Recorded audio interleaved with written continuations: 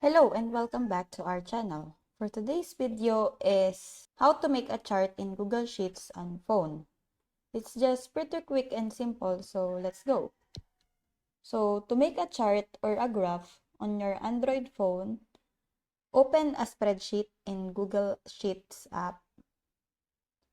Then select an spreadsheet. Now I prepared one spreadsheet here for an example.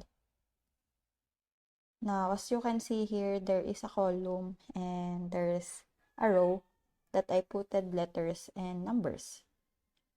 So, what you want to do is highlight this. And in the upper right corner, press the plus sign. Then here, press chart. So, you can choose the type of chart you want to use. And there is a plenty one. So, it depends on how will you use the chart.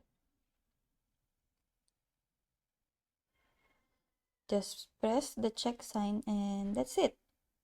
I already made a chart. So I hope that this video helps. If you have any questions or comments, kindly put it in the comment section below.